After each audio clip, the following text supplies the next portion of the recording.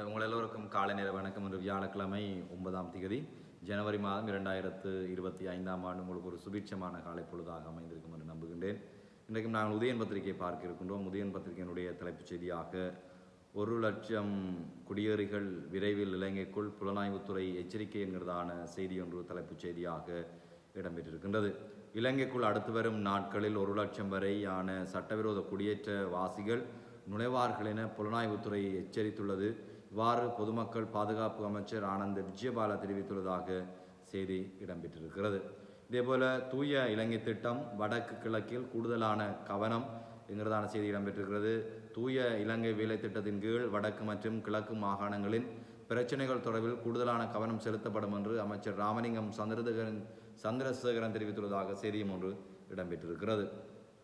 இதேபோல தூய இலங்கை திட்டம் 2 நாளுக்கு விவாதம் என்பதான செய்தி ஒன்று இடம்பெற்றிருக்கிறது. இதை பிரதமர் தெரிவித்துள்ளதாக செய்தி ஒன்று இடம்பெற்றிருக்கிறது. இதேபோல ரோஹிங்கியர்களை நாடு கடத்துவது பெரும் குற்றம், கக்கையும் தெரிவிப்பு என்கிறதான செய்தியும் ஒன்று இடம்பெற்றிருக்கிறது. இதேபோல சீனாவில் பரவி வருகின்றதான புதிய வைரஸ் இலங்கைக்குள் புதிதல்ல, ஏற்கனவே அறியப்பட்ட ஒன்று மருத்துவ ஆராய்ச்சி நிறுவனம் தெரிவித்துள்ளதாக செய்தியும் ஒன்று இடம்பெற்றிருக்கிறது. இதேபோல மணல் அகழ்வுக்காக போலியான பத்திரம் தயாரித்தவர் கைது என்கிறதான செய்தியும் ஒன்று இடம்பெற்றிருக்கிறது. இதேபோல பயங்கரவாத தடை சட்டம் ஏன் இன்னும் நீக்கவில்லை, அரசிடம் சஜித் சரமாரி கேள்வி என்கிறதான செய்தி ஒன்று இடம்பெற்றிருக்கிறது. தேசிய மக்கள் சக்தியினர் எதிர்க்கட்சியில் இருந்தபோது கடும் எதிர்ப்பை வெளியிட்ட பயங்கரவாத தடை சட்டம் இன்னும் எதற்காக நடைமுறையில் உள்ளது என்று எதிர்க்கட்சி தலைவர் சஜித் கேள்வி எழுப்பியுள்ளார் என்கிறதான செய்தி இடம்பெற்றிருக்கிறது. துப்பாக்கிச் சூட்டில் ஒருவர் படுகாயம், சகோதரர்களுக்கு இடையிலான வாய் தர்க்கத்தால் வந்த வினை என்கிறதான செய்தியும் ஒன்று இடம்பெற்றிருக்கிறது. முல்லைத்தீவு ஒட்டுசுட்டான் பிரதேசத்துக்குட்பட்ட கூலாமுறிப்பு கிராமத்தில் இடியன் துப்பாக்கிச் சூட்டுக்குட்பட்ட குடும்ப தலைவர் ஒருவர் படுகாயமடைந்த நிலையில் நேற்று மருத்துவமனையில் சேர்க்கப்பட்டார். சகோதரர்களுக்கு இடையிலான வாக்குவாதமே கத்தி குத்துக்கும் துப்பாக்கிச் சூட்டுக்கும் முடிவடைந்துள்ளது என்று முதற்கட்ட விசாரணையின் அடிப்படையில் தெரிய வந்துள்ளதாக போலீசார் தெரிவித்திருக்கின்றனர். இனிமேல் மாகோ வரை யாழ் ராணி பயணிக்கும் என்கிறதான செய்தி இடம்பெறுகிறது. இதேபோல உயிரிழந்த நிலையில் 11 டொல்பின்கள் நேற்று வில்வத்தில் ஒதுங்கின என்கிறதான செய்தி ஒன்று இடம்பெற்றிருக்கிறது. இதேபோல கூடுதலான ரயில் சேவைகள் வடமாகாணத்துக்கு தேவை, கஜேந்திரகுமார் கோரிக்கை என்கிறதான செய்தியும் ஒன்று இடம்பெற்றிருக்கிறது. இதேபோல கடவுச்சீட்டில் சிக்கலே ஒப்புக்கொண்ட அரசு என்கிறதான செய்தியும் ஒன்று இடம்பெற்றிருக்கிறது. இதேபோல ரணில் சஜித் இணைந்தால் அரசாங்கத்துக்கு சவாலாகும் என்கிறதான செய்தியும் ஒன்று இடம்பெற்றிருக்கிறது. இதேபோல இந்திய பிரதமர் நரேந்திர மோடி இந்த வருடத்திற்குள் இலங்கை வருவார் என்கிறதான செய்தியும் ஒன்று இடம்பெற்றிருக்கிறது. இதேபோல ஊடகர் லசந்த படுகொலை நீதியை நிலைநாட்டுங்கள் சஜித் கோரிக்கை என்கிறதான செய்தியும் ஒன்று இடம்பெற்றிருக்கிறது. இதேபோல பார்ப்பமாக இருந்தால் இலங்கைக்குள் ஊடுருவும் இஸ்ரேலின் மொசாட் முஜிபுர் சுட்டிக்காட்டு என்கிறதான செய்தி ஒன்று இடம்பெறுகிறது. இஸ்ரேல் உளவு பிரிவான மொசாட் அமைப்பு எமது நாட்டுக்கு வருவது நல்லதல்ல, போர்க்குற்றங்களில் ஈடுபட்டுவிட்டு உடற்ரீதியிலான சுதந்திரத்திற்காக சுற்றுலா பயணிகளாக இஸ்ரேல் படையினர் இங்கு வருகின்றனர். இதனை தடுப்பதற்கு நடவடிக்கை உண்டா என்று ஐக்கிய மக்கள் சக்தி நாடாளுமன்ற உறுப்பினர் முஜிபுர் ரஹ்மான் கேள்வி எழுப்பியுள்ளதாக செய்தி ஒன்று இடம்பெற்றிருக்கிறது. இதேபோல் நாங்கள் பார்ப்போம் இருந்தால் தைப்பொங்கலையொட்டி விசேட ரயில் சேவைகள் என்பதான செய்தி இடம்பெறுகிறது. தைப்பொங்கல் தினத்தை முன்னிட்டு விசேட புகையிரத சேவைகள் முன்னெடுக்கப்பட உள்ளதாக யாழ் புகையிரத நிலையத்தின் பொறுப்பதிகாரி தெரிவித்துள்ளதாக செய்தியும் ஒன்று இடம்பெற்றிருக்கிறது. நாங்கள் பார்ப்போம் இருந்தால் சுற்றி வளைப்பில் 97 பேர் கைது என்கிறதான செய்தி ஒன்று இடம்பெற்றிருக்கிறது.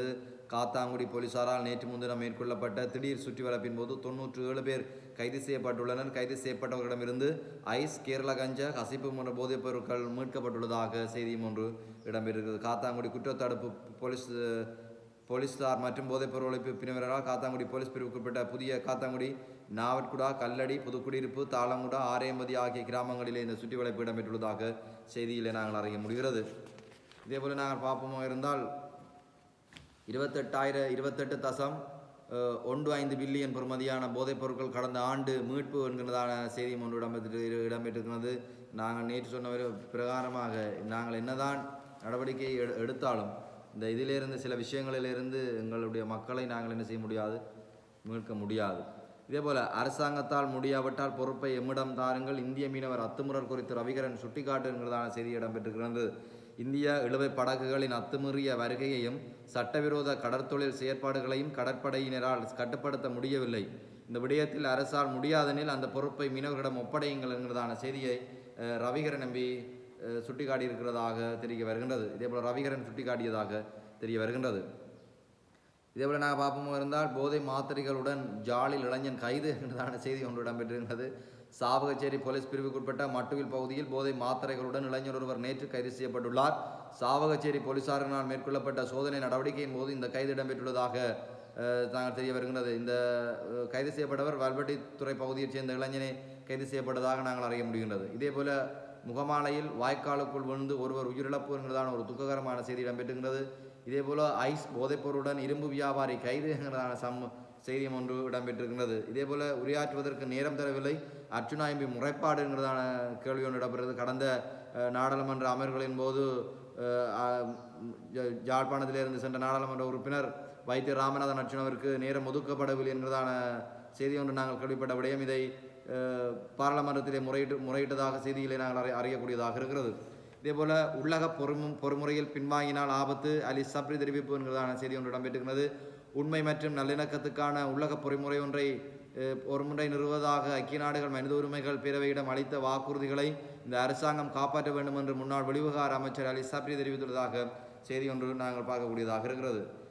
இதேபோல மிதி பலகையின் நடத்துனர்கள் பயணிப்பதற்கு இனி தடை என்கிறதான செய்தியும் ஒன்று இடம்பெற்றுகிறது. இலங்கைக்கு எதிரான ஜெனிவா தீர்மானத்தை நிறைவேற்ற உதவுங்கள் அமெரிக்கா தூதுவரிடம் ஸ்ரீதரன் நம்பி கோரிக்கை என்கிறதான செய்தியும் ஒன்று இடம்பெற்றிருக்கிறது. இதேபோல கிளிநொச்சி பஸ் நிலையத்திலிருந்து வெளியேறும் மலக்கழிவு அகற்ற தவறின் சட்ட நடவடிக்கை என்கிறதான செய்தி ஒன்று இடம்பெற்றுகிறது. கிளிநொச்சி பேருந்து நிலையத்திலிருந்து வெளியேறும் மலக்கழிவை உடனடியாக தடுக்க தவறின் சட்ட நடவடிக்கை எடுக்கப்படும் என்று கரைச்சி சுகாதார மருத்துவ அதிகாரி கஜேந்திர எச்சரிக்கை விடுத்துள்ளதாக செய்தி ஒன்று இடம்பெற்றிருக்கிறது. இதேபோல கஞ்சாவுடன் இளைஞன் பாலாவியில் கைது என்கிறதான செய்தி ஒன்று இடம்பெறுகிறது. கொடிகாமம் போலீஸ் பிரிவுக்குட்பட்ட பாலாவி ஊரெல்லை வீதியில் கஞ்சாவை உடைமையில் வைத்திருந்த குற்றச்சாட்டில் இளைஞர் ஒருவர் கொடிகாமம் போலீசாரால் நேற்று கைது செய்யப்பட்டிருக்கின்றார் என்கிறதான செய்தியும் ஒன்று இடம்பெற்றிருக்கிறது. இதேபோல் நாங்கள் பார்ப்போம் இருந்தால் 809 வழித்தட பேருந்து சேவை மூளாயிலிருந்து இனி இடம்பெறாதுங்கிறதான செய்தி ஒன்று இடம்பெற்றுகிறது.